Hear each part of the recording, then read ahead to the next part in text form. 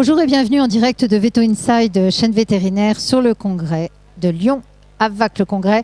J'ai le plaisir de parler avec vous de dystocie. Donc on va parler reproduction avec mon confrère le docteur Xavier Lévy, spécialiste en reproduction vétérinaire. Bonjour Xavier. Bonjour Valérie. Bon, exercice basé en clinique et exclusive en reproduction à Toulouse, Xavier, et aussi tu consultes sur Bordeaux. Tout à fait. J'ai tout bon.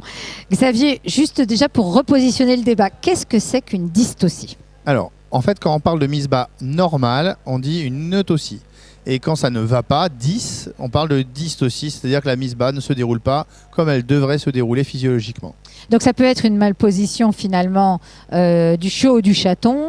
Est-ce que c'est aussi un problème de conformation du bassin chez potentiellement la maman finalement? Alors en fait, c'est le rapport. Il y a plusieurs types de dystocie effectivement, par malprésentation, malposition, par disproportion ou par manque de contraction. Donc par mauvaise présentation, bon ça normalement un chiot comme un chaton est censé soit se présenter par une présentation ce qu'on dit antérieure, par la tête avec les pattes avant un peu à la Superman, soit en présentation postérieure, les pattes en arrière. Si jamais une patte est repliée, le cou est penché, il y a une malposition et à ce moment-là ça peut bloquer. La disproportion, c'est le fait que le fœtus, le chiot ou le chaton à venir, soit trop gros, soit le bassin trop petit. Donc effectivement, la forme du bassin va avoir une influence en rapport avec l'aspect morphologique du chiot. C'est pour ça qu'il y a des races, s'ils ont un bassin étroit et si le chien a une grosse tête ou des épaules larges, ça peut créer une disproportion et empêcher le passage. Et puis après, il y a quelques cas de monstruosité où là, on va avoir une malformation qui conduit à une disproportion majeure du chiot par rapport au bassin et ça ne passera pas à cause de ce défaut. Avant de parler, de rentrer dans le vif du sujet, c'est fréquent les dystocies chez la chienne ou chez la chatte? Est-ce que c'est plus fréquent chez la chienne que chez la chatte même? En fait, si on parle toutes races confondues, c'est peu fréquent. C'est censé être des espèces qui mettent bas, qui se reproduisent naturellement assez bien, surtout les chattes. Donc si on prend toutes races confondues, on devrait être à moins de 5% de dystocie.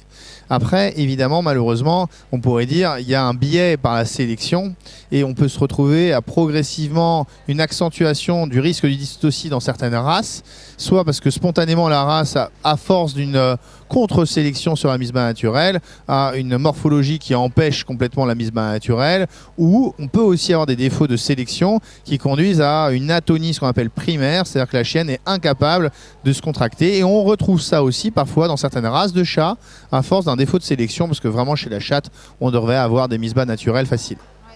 Est-ce que la radiographie permet justement de dépister une dystocie chez une chienne ou chez une chatte quand tu as un chiot ou un chaton qui est trop gros pour passer? Alors, la radiographie, c'est un examen indispensable pendant la mise bas. C'est-à-dire que pendant qu'on a une mise bas, si on suspecte un défaut de mise bas, une dystocie, il est indispensable de réaliser une radiographie pour savoir s'il y a une mauvaise présentation, justement, si la tête est penchée, quelle que soit la malprésentation. Ou un chiot qui est engagé déjà et qui est bloqué. Par contre, la radiographie est un très mauvais examen pré-mise bas pour savoir s'il va y avoir une dystocie. Et ça, c'est très important de le noter. Quand les vétérinaires réalisent une radiographie en moyenne 5-7 jours avant la mise bas pour compter le nombre de chiots ou de chatons, et ça c'est important de le faire, ça ne leur permet aucunement de dire si ça va passer ou si ça ne va pas passer. Quand on parle de disproportion, c'est sur des modifications de taille qui sont assez faibles, et à cause d'incidences entre le canon, le bassin, la forme du bassin, la position sur la table, la position du chiot dans l'abdomen, il est évident que juste noter la taille d'un crâne et noter la largeur d'un bassin ne permet pas de dire avec fiabilité s'il va y avoir dystocie ou non en dehors des monstres. Il y a des différences notables entre la chienne et la chatte sur le déroulement de la mise bas. C'est une question qui peut paraître bête, mais pas du tout. Pas. C'est pas du tout une question bête. Alors il y a des petites distinctions. C'est vrai qu'en général, une mise bas chez une chatte est en moyenne beaucoup plus rapide que chez une chienne. On va avoir un espacement entre les chatons qui peut être de 5, 10, 15 minutes, tandis que chez la chienne, souvent ça s'écarte à 20 minutes, 40 minutes, 1 heure au fil du temps. Mais la distinction qu'il faut retenir, il y en a deux, on va dire, fondamentales. Déjà, c'est la nature des pertes avant que le premier chiot et chaton sortent, ce qu'on appelle l'utéroverdine. Quand on a un désengrainement placentaire, on commence à avoir de l'utéroverdine qui s'écoule et on sait que là, la mise bas doit avoir lieu de manière rapide et imminente.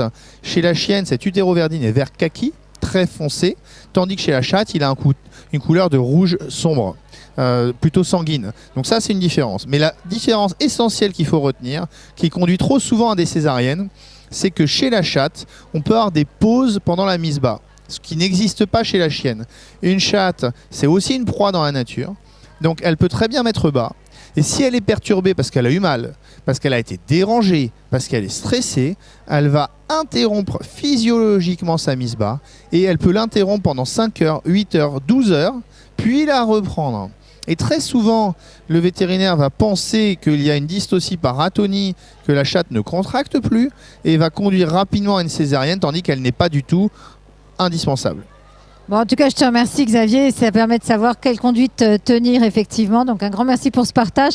Et nous avons un épisode sur la chaîne YouTube Tony et Léon, conseil de vétérinaire, qui peut aussi peut-être vous intéresser à destination du grand public et que vous pouvez partager aussi avec les éleveurs sur la mise bas chez la chatte et où effectivement il est question des pauses chez la chatte. Tout à fait. Et c'est fréquent. Et c'est très fréquent. Voilà, en tout cas, un grand merci Xavier.